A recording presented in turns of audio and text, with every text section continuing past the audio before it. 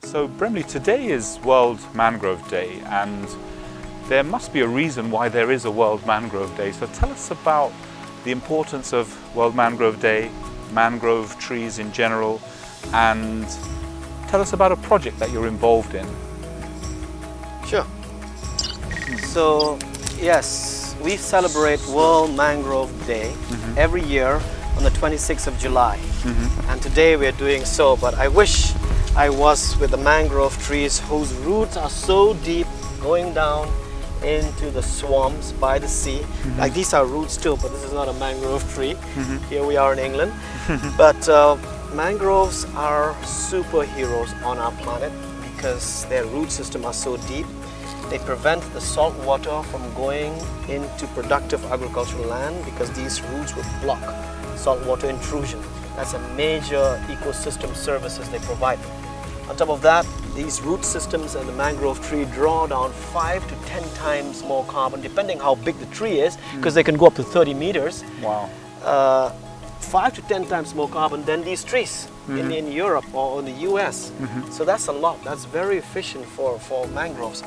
And each mangrove tree produces enough oxygen for us, for 5 people to breathe for their lifetime. That's a lot of oxygen. And wherever we grow these mangrove trees, depending which species they are, fish is born out of them, from the smallest little fish all the way to big sharks that's born out of mangroves. So if we are to restore these ecosystems worldwide, it will replenish the depleted fish stocks that we're facing right now, and it would help boost the economy, especially the food security of a lot of people in the coastal areas around the world. Because if we destroy mangroves, we also lose fresh habitats where these marine life forms lay their eggs or grow their young ones in the roots of the mangroves. And of course, they are natural barriers for storms and hurricanes and floods and tsunamis, but they also protect and create a shield to break mega storms from category 5 to category 4 or 3, so it can actually break the force of the storm. So I think from an insurance point of view, if you have a big port or assets by the seaside, if you cut down mangroves, you're in deep trouble. Like what's happening in Florida and Louisiana, big storms, hurricanes come each year and they get pushed off and destroyed and decimated. But if you protect your mangroves, they will block you from those storms and waves, and your property will be intact. But if you cut them down, you will be washed away by the big storms and the floods. That's for sure. Tell us about a project that you're working on in maybe Africa. So last year, after I met officials, including ministers from the Gambia and Ghana, I was invited to come meet them. So I went there last year in December and actually met the team from Worldview, the Gambia, our partner, that is actually planting mangroves by Banjul, which is the capital of the Gambia. So there's an urgent need to restore their mangrove ecosystems because a lot of their coastline is being eroded by the tides coming in. So they're putting in rocks and so on and so forth along the way, but there's not much they can hold. So we need to have boots on the ground and plant like millions of trees. So right now we are in negotiation with the government and the Ministry of Environment and Climate Change to acquire the land, build a team so we can start our nurseries and start planting as soon as possible, maybe by next year. Collect the planting materials, survey the land, and do the assessment. That's what's happening right now. But the goal is to start with 5,000 hectares and then scale up to 20,000 hectares. I mean, the Gambia is a small country. It just has a big river that goes in, the River Gambia. But a lot of salt water is intruding into fresh water. And you can even see mangroves growing way inland into the river, into the freshwater river. So obviously the tide's changing. So we need to act now. And I hope to get back to West Africa soon. And if our project goes well in the Gambia, we can then replicate it in 15 countries all along West Africa. That's the target. Right, okay. So what's the sort of economic impact of these projects for the Gambia? Well, there was an assessment done by UNEP looking at the total economic benefits of mangrove ecosystems in West Africa, whatever's left right now, and the total economic benefits that these mangrove ecosystems on the coast of different West African countries is worth $65 billion. Wow. $65 billion. Now that's a lot of money. And how do you calculate? How do you come to that value? It's all those ecosystem services that I mentioned to you earlier. Carbon sequestration, oxygen production, defense from storms and floods, and fish charge, replenishing the fish stock in the oceans, and then regulating the tide in and out. And some of the mangrove trees also have some medicinal values and can be used for medicinal purposes. And also you can have a lot of ecological ecotourism when you have restored these mangroves. And and they block salt water from intruding into fertile grounds, which you need for food security and food production.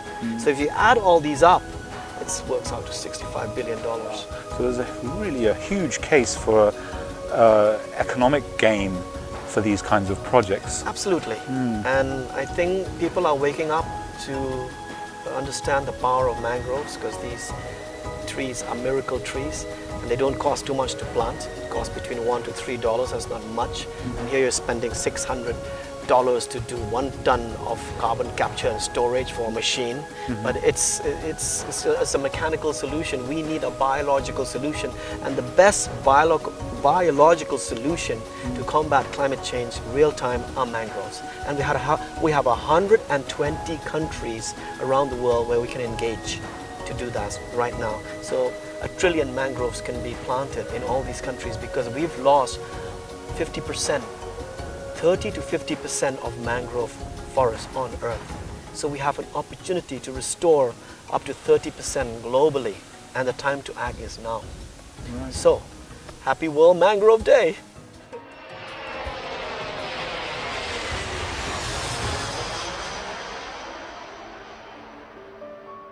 I'm very happy to be here with the Worldview, the Gambia team. As you can see, they planted these mangroves 6 years ago, 10,000 of them in December, which is not even the planting season. And as you can see behind me, they've all survived with the grace of God. So this is what we call the miracle trees. And now, with Worldview Gambia and the different line departments and the ministries of natural resources and climate change and the forest department and the wildlife and parks department, we're going to plant at least 25 million more of these mangrove trees in the next 5 to 10 years. We're looking forward to working with the people of the Gambia to fight climate change right here by the Atlantic Ocean.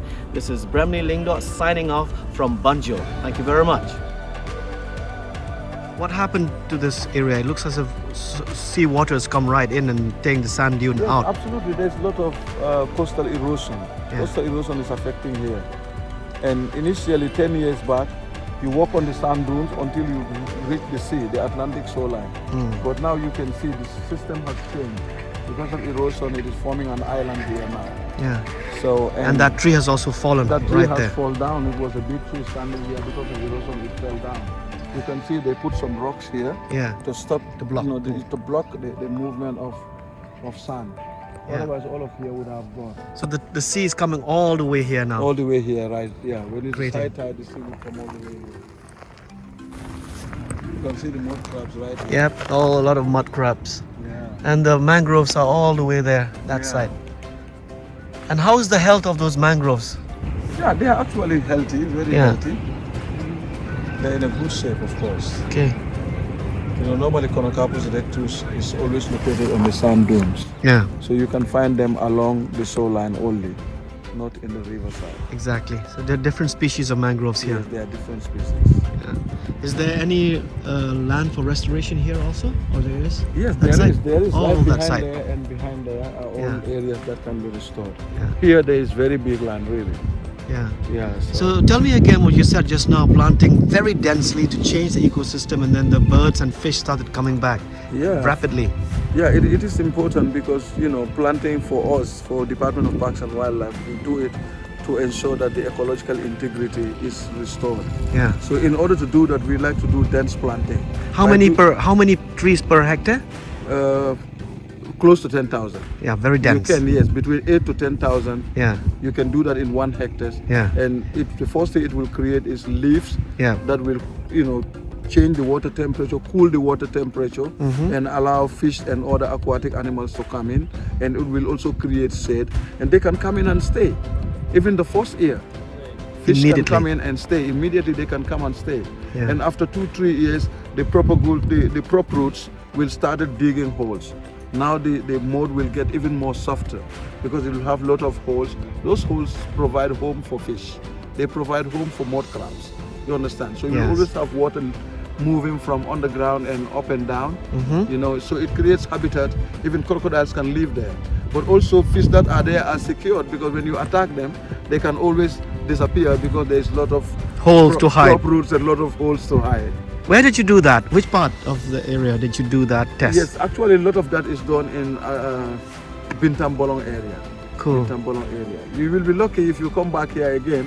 You will go around to see all what is done in the country. I really want to see that. Yeah, because it's really important. Coverage is important, but also the ecological integrity of a particular area is really important. You can bring a lot of fish quickly, and because the community need fish. Yeah. Like Bintambolong, because long time they don't have fish in their river, the economy has fall down, nothing in the community, people were moving away. And because of that, when we did dense planting, in 2-3 years, there was a lot of fish. Fishermen are coming. Right now, there's a lot of fishermen there. Even the communities cannot consume all the fish they are catching. They have to take it to the market. And I like the speed of you healing the ecosystem. Within 1 year, you can see impact and changes. Absolutely. Even our minister was amazed the last time he went to one of the sites. Yeah. He couldn't believe that was done by people. Yeah. Yeah, because the amount of work that is done there is unbelievable. Excellent. It's unbelievable.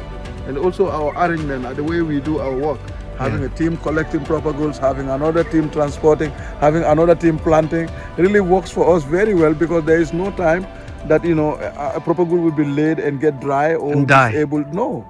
So it's like a military style operation, step by step. No time to waste. No time to waste.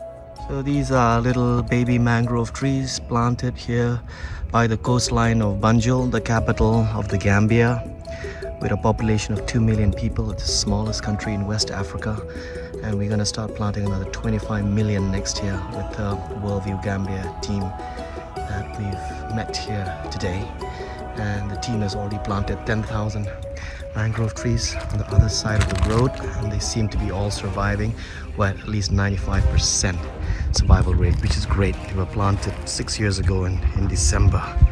So here we go. This is Bramley Lingdo reporting from Banjul in the Gambia. So my brother, tell me when you started planting these mangroves. Well, we planted this mangrove in 2015 during the International Volunteers Day celebration. Yeah, it is one of the activities that was conducted to celebrate the International Volunteers Day, and it was planted by Worldview the Gambia and the Fortress of Development for Africa in collaboration with National Volunteers Network and United Nations Volunteers. It was one of those activities that we did in 2015, and making it exactly 6 years today that we planted this. As a matter of fact, this mangrove, the propagoules was planted during December when it was not even the planting season. But amazingly, 90% of these mangroves survived, and which makes us believe that yes, we can always do more for the Gambia, and that is why we are here today, to make sure that we plant more mangroves so that our fishes, our shrimps, crabs can have a breeding space, and even the mangroves will act as a natural dike against disaster, flood and storm. So that is why we are here today. We know we can do better and we can do more to protect the Gambia with mangrove restoration. Welcome to Worldview the Gambia! And we can help the communities where we are planting it to get some good job. So that is what we came to do. Yes, you're gonna take me on a boat, right, brother, to go up the river Gambia? Sure. Oh yes, Indiana Jones style, yeah. brother. I think that should be on Wednesday. Yes. I'm looking forward to the adventure, bro. That should be on Wednesday, but let's just. And how is our pilot here? Our pilot is good? Yeah, our pilot's all good. We're gonna roll with you today, brother.